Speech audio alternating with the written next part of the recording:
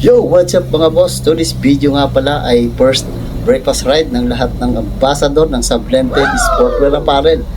Time check muna tayo mga bossing, 5:30 in the morning. Ito kasi ang pinagkasunduan ng grupo na 5:30 ang meet up dito sa Shell Pugon. Nagpost lang ito ng konti sa Santa Lucia o Robinson Mall along Marcos Highway lang mga bossing. Ito nga pala dinatdang ko ibang mga ambassador ni Sublented. Siyempre maayos ang pagkakapark ng kanilang mga motor. Dapat ayusin din natin yung pagpapark ng ating motor para pagka-gear up ay madali tayo makaalis agad. Teka lang, akala ko ba 5:30 dito na sa Pugon? Kaso parang kulang at konti lang kami. Hindi pala kami na-inform. Yung 5:30 pala, gising lang pala nila yon. Nako. At inabutan na kami ng liwanag at ayun na nga konting briefing para sa aming pag-alis. Halos alas 7 ng umaga na kami nakaalis dito sa Shell Pugon. At dahil nga sa halos napakaaga pa nito mga bossing kaya wala pa masyadong mga sasakyan. Kitang-kita nyo naman kung gaano kaluwag ang kalsada. Dito lang yan sa Marcos Highway. Diretso na nga kami papuntang Marilaki. Siya nga pala, madadaanan nyo itong malawak kalsada. Halos pwedeng landingan ng eroplano. Ito nga pala mga bossing, yung tinatawag nilang Shell Buso-Buso. Okay. Dito rin nagmi-meet o nagkikita-kita ang marami sa mga rider. At dito rin madalas nag-i-stop over para sa mga iba't ibang uri mga pangangailangan tulad ng paggagas. At pwede ka rin magkape at mag-almusal dahil meron ding mga kainan dito.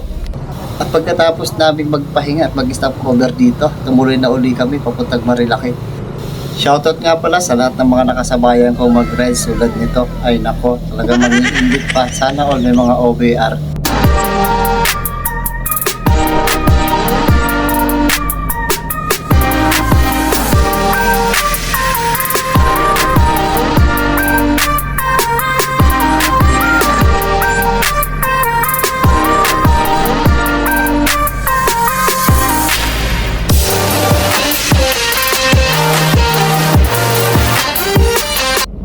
Ito ang tinatawag nilang manukan. Dito nag-i-stop over ang lahat o karamihan sa mga rider kapag umaakit sila ng Marilaki. Sobrang napakarami mga rider dito lalo na kapag weekend mga bossing. Shoutout nga pala sa lahat ng mga rider na naabutan o nahagip ng ating camera. Araw po ito ng linggo ng umaga, January 28. Napakaraming mga rider na inabutan natin dito mga bossing.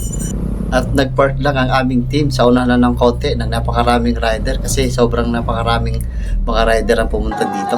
Swerte nga pala ang ibang mga rider dito na inabutan ng aming team kasi meron palaro ang Sublented Sportwear Apparel.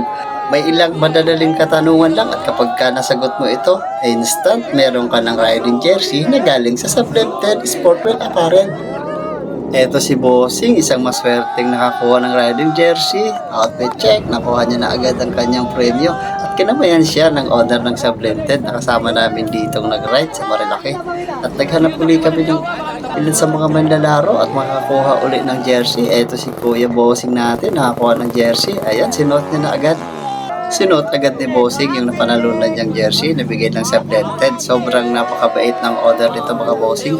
Eto nga, kinamayan uli siya. Nasa tabi-tabi lang pala si owner ng Sublented.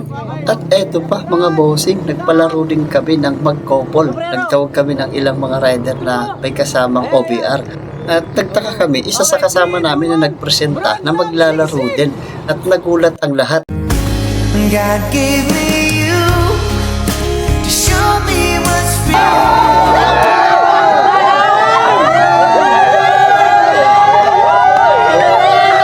May tanong sa Buglano. May tanong ko.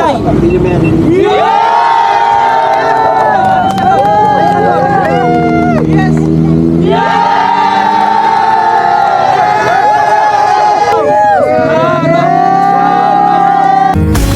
God gave me you to show me what's real.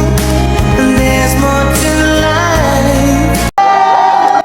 At pagkatapos namin dito sa Manukan, diretso kami agad sa Dilian Marie. Pinihainan agad kami ng aming breakfast na sobrang napakasarap na mukhang mukbang talagang food trip. Ang sasarap ng mga pagkain nila dito mga bossing. Sa unahan lang yan ng Manukan, dito lang yan sa Tanay Rizal. Search nyo lang Dilian Marie, makikita nyo na. Maraming salamat po sa Sublented family kay Boss Adrian at sa kanyang may bahay.